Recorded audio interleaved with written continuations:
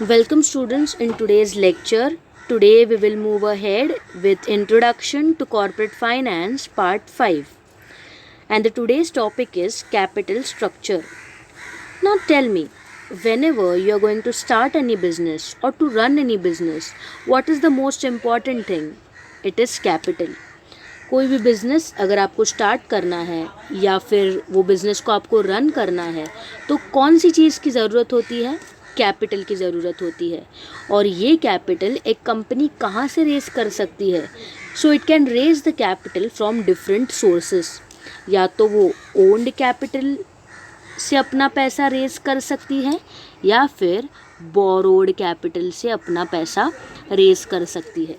अभी owned capital में कौन से चीज़ें आती हैं? Owned capital consist of equity shares, preference share capital and reserves and surpluses. And borrowed capital में क्या क्या आता है?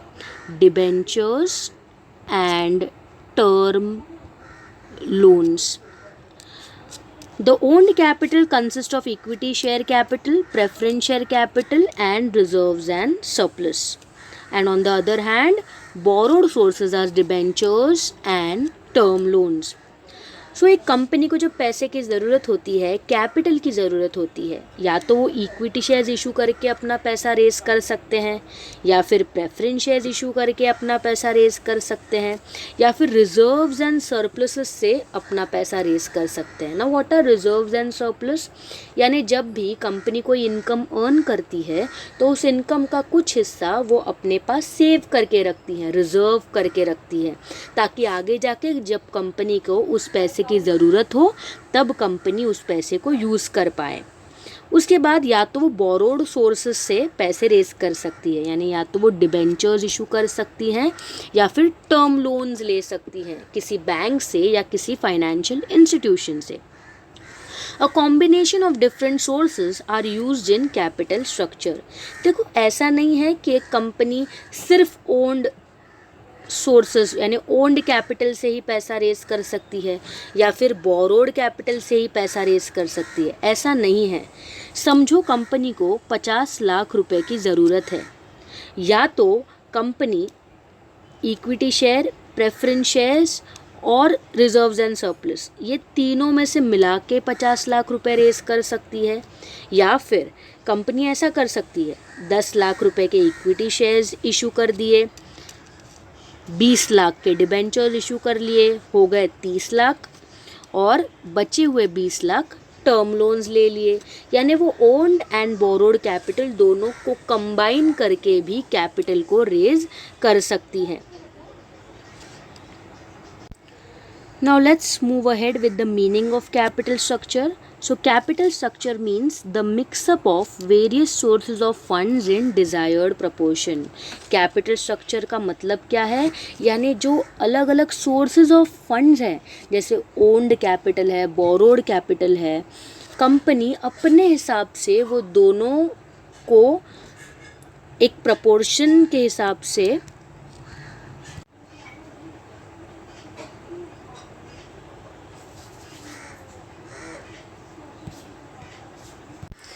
So capital structure means mix up of various sources of funds in desired proportion. यानी कंपनी अपने हिसाब से owned capital से या फिर बोरोड कैपिटल से या दोनों को मिला के अपने हिसाब से मिक्सअप बना के वो कैपिटल को रेज कर सकती हैं। So let's move towards the components of capital structure. जैसे हमने बात की थी, capital structure is divided into 2 parts. First is owned capital, second is borrowed capital. Owned capital के 3 हिस्से होते हैं। कौन से हैं? Equity share capital, preference share capital and retained earnings. अब बात करते हैं इक्विटी शेयर कैपिटल की। Equity share capital is the basic source of financing activities of the business. यानी सबसे बेसिक सोर्स कौन सा है फाइनेंस को रेज करने का? Equity share capital. Equity shares are the shares which get dividend and repayment of capital after it is paid to preference shares. यानी equity share capital जो होता है उन्हें डिविडेंड कब मिलता है? प्रेफरेंस शेयर होल्डर्स को डिविडेंड मिलने के बाद इक्विटी शेयर होल्डर्स को डिविडेंड मिलता है। इक्विटी शेयर होल्डर्स को जो रीपेमेंट ऑफ कैपिटल होता है eight the time of winding up of company जब वाइंड अप हो जाती है तो सबसे पहले जो पैसा होता है वो किन्हें दिया जाता है, प्रेफरेंस शेयर होल्डर्स को, और उनके बाद किसे दिया जाता है, इक्विटी शेयर होल्डर्स को दिया जाता है। और इक्विटी शेयर होल्डर्स कंपनी के कौन है, they are the owners of the company, they own the company, they bear the ultimate risk of the company. अब आप मुझे बताओ कि इक्विटी शेयर होल्डर्स कंपनी का रिस्क कैसे बेयर करते हैं। देखो, इक्विटी शेयर होल्डर्स को डिविडेंड कब मिलता है, प्रेफरेंस शेयर होल्डर्स को पे होने के बाद। इक्विटी शेयर होल्डर्स को कैपिटल कब मिलता है, eight the time of winding up of company, preference share holders को पे होने के बाद। अब आप ही सोचो, जो कंपनी का वाइंड अप के टाइम पे जब कैपिटल रीपे होता है, सबको पैसे दे दिए, डिबेंचर होल्डर्स को दे दिए, प्रेफरेंस शेयर होल्डर्स को दे दिए। अब अगर पैसा नहीं बचा तो क्या इक्विटी शेयर होल्डर्स को उनका पैसा रिटर्न मिल पाएगा, नहीं मिल पाएगा। अगर डिविडेंड देने की जब बात आती है, सबसे पहले इंटरेस्ट पे किया जाता है डिबेंचर होल्डर्स का, उसके बाद डिविडेंड दिया जाता है प्रेफरेंस शेयर होल्डर्स को, और अगर पैसा बचता है तो ही इक्विटी शेयर होल्डर्स को डिविडेंड मिलता है, वरना नहीं मिलता। So that is why equity share holders bear the ultimate risk associated with the ownership. So business का जो भी रिस्क है कौन बेयर करता है, उसे इक्विटी शेयर होल्डर्स बेयर करते हैं। They get dividend at fluctuating rate. Equity share holders को डिविडेंड कैसे मिलता है, फ्लक्चुएटिंग बेसिस पे, यानी आज अगर प्रॉफिट बहुत ज़्यादा है तो उन्हें अच्छा खासा डिविडेंड मिल जाता है, अगर प्रॉफिट बहुत कम हो गया तो उन्हें कम रेट ऑफ इंटरेस्ट से डिविडेंड मिलता है, या फिर अगर प्रॉफिट हुआ ही नहीं तो they do not gate dividend at all. So that is why it is said that equity shares carry dividend at fluctuating rate। और वो रेट किसके ऊपर डिपेंड करता है, प्रॉफिट के ऊपर डिपेंड करता है। ज़्यादा प्रॉफिट ज़्यादा डिविडेंड, कम प्रॉफिट कम डिविडेंड, पर अगर प्रॉफिट हुआ ही नहीं तो there will be no dividend at all. उसके बाद हम बात करते हैं प्रेफरेंस शेयर कैपिटल की। अभी ये वर्ड प्रेफरेंस इटसेल्फ हमें उनके बारे में बताता है। क्या बताता है ये word preference? So preference shares carry preferential rights as to payment of dividend and have priority over equity shares for return of capital when the company is liquidated। जब कंपनी लिक्विडेट होती है, लिक्विडेट यानी जब company wind up होती है, तब जब capital के रीपेमेंट की बारी आती है तो क्या पैसा पहले इक्विटी शेयर होल्डर्स को दिया जाता है? नहीं। तो वो किसे दिया जाता है? वो दिया जाता है प्रेफरेंस शेयर होल्डर्स को, इसलिए उन्हें प्रेफरेंशियल राइट है इन रिटर्न ऑफ कैपिटल। फिर जब पेमेंट ऑफ डिविडेंड की बात आती है तो क्या सबसे पहले इक्विटी शेयर होल्डर्स को डिविडेंड दिया जाता है? नहीं। तो वो किसे दिया जाता है? प्रेफरेंस शेयर होल्डर्स को। इसीलिए प्रेफरेंस शेयर कैपिटल को यानी प्रेफरेंस शेयर होल्डर्स को प्रेफरेंशियल राइट होता है इन पेमेंट ऑफ डिविडेंड। सबसे पहले डिविडेंड भी प्रेफरेंस शेयर होल्डर्स को दिया जाता है, और सबसे पहले कैपिटल भी किसे रीपे होता है? प्रेफरेंस शेयर होल्डर्स को। और उन्हें रेट ऑफ डिविडेंड कैसे मिलता है? They get dividend at fixed rate, यानी प्रेफरेंस शेयर होल्डर्स को जो डिविडेंड मिलता है वो फिक्स्ड रेट पे मिलता है, whereas equity shares holders को जो डिविडेंड मिलता है वो फ्लक्चुएटिंग रेट पे मिलता है। उसके बाद हम बात करते हैं रिटेन्ड अर्निंग्स की। रिटेन्ड अर्निंग्स यानी reserves and surplus. Retained earnings क्या है? रिटेन्ड अर्निंग्स हमारे अर्निंग्स का वो हिस्सा है जो हम रिटेन करके रखते हैं, सेव करके रखते हैं, और जब वक्त आने पर हम उस पैसे को इस्तेमाल करते हैं। सो रिटेन्ड अर्निंग को हम इंटरनल सोर्स ऑफ फाइनेंसिंग बोलेंगे। इंटरनल क्यों? क्योंकि कंपनी के अंदर ही वो पैसा है, जब वक्त आए तो कंपनी अपने ही पैसे को यूज़ कर लेती है। It is nothing but ploughing back of profit. Profit का जो हिस्सा आपने सेविंग्स के तौर पे निकाल के रखा है, अब उसी प्रॉफिट को आप फिर से कंपनी में इन्वेस्ट कर रहे हो, उसे हम कहते हैं प्लाविंग बैक ऑफ प्रॉफिट। उसके बाद हम बात करते हैं बोरोड कैपिटल की। बोरोड कैपिटल में क्या आते हैं? डिबेंचर्स आते हैं। अभी हम सबको पता है कि debenture is a kind of a loan. है ना। डिबेंचर होल्डर्स क्रेडिटर्स होते हैं कंपनी के, और कंपनी उन्हें क्या पे करती है, इंटरेस्ट पे करती है, और वो भी फिक्स्ड रेट ऑफ इंटरेस्ट पे। उसके बाद आता है टर्म लोन्स। टर्म लोन्स यानी any kind of loan which is taken from banks और एनी अदर फाइनेंशियल इंस्टीट्यूशन।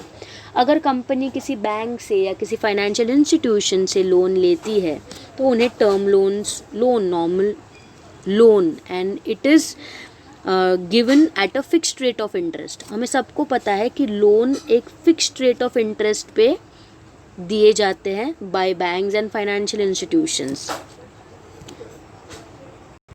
सो बोरोड कैपिटल में कौन कौन से आते हैं, debentures and term loans. And owned capital में क्या क्या आता है, equity shares, preference shares and retained earnings. After that we move ahead. यहाँ पे एक एग्जाम्पल हम लेते हैं। हमारे सामने एक बैलेंस शीट है ऑफ कंपनी ABC लिमिटेड। अभी यहाँ पे लायबिलिटी साइड में कंपनी ABC ने कुछ पैसे रेज किए हैं। देखो, उसे पैसे की ज़रूरत थी तो उसने इक्विटी शेयर्स थ्रू अपने पैसे रेज किए हैं। इक्विटी शेयर्स थ्रू उन्होंने कितने रेज किए हैं, 1 लाख। फिर उन्हें और पैसे की ज़रूरत थी शायद, तो उन्होंने प्रेफरेंस शेयर्स भी इशू किए हैं 5 लाख के। फिर रिजर्व्स एंड सरप्लस हैं 50,000 के, और डिबेंचर्स भी इशू किए हैं यहाँ पे 1 लाख के। तो उन्हें कैपिटल की ज़रूरत थी तो उन्होंने डिफरेंट सोर्सेस से पैसा रेज किया है। यानी उसमें ओन्ड कैपिटल से भी पैसा रेज किया है और बोरोड कैपिटल से भी पैसा रेज किया है। और टोटल उन्होंने कितना पैसा रेज किया है, it goes up to 7,50,000 rupees. यहाँ पे आप देख सकते हैं capital structure is equal to कौन सा है यहाँ पे, equity share capital. Yes, equity share capital दिख गया हमें। उसके बाद क्या था, उसके बाद preference share capital 5 lakh, preference share capital 5 lakh का दिख रहा है यहाँ पे। उसके बाद है रिजर्व्स। यस, हमें रिजर्व्स भी दिख रहे हैं यहाँ पे 50,000 के। उसके बाद हैं डिबेंचर्स। डिबेंचर्स हमें दिख रहे हैं 1 लाख के। तो ये सारे पैसे कंपनी ने रेज किए हैं। Total goes up to 7,50,000 rupees, और ये आता है हमारे कैपिटल स्ट्रक्चर का total. So the total capital raised by ABC company limited is 7,50,000 rupees. और ये जो पैसा ये कंपनी ने कैसे रेज किया है, from owned capital as well as borrowed capital. So आज हमने क्या पढ़ा, कैपिटल स्ट्रक्चर पढ़ा। So what is capital structure? Capital structure is the mix-up of various sources of funds in desired proportion. ये हमने पढ़ा था। उसके बाद हमने components of capital structure पढ़े थे। Capital structure is divided into 2 parts. First is owned capital, second is borrowed capital. Owned capital में क्या आता है, equity shares, preference shares and retained earnings. Equity shares get dividend after the dividend is paid to preference shares. यानी सबसे पहले dividend किसे पे होता है, प्रेफरेंस शेयर होल्डर्स को। उसके बाद डिविडेंड पे होता है इक्विटी शेयर होल्डर्स को।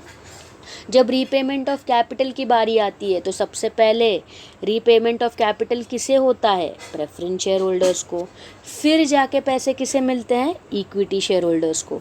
तो मैं ऐसा कहूँ कि equity share holders do not have preference in the repayment of capital and in the payment of dividend at the time of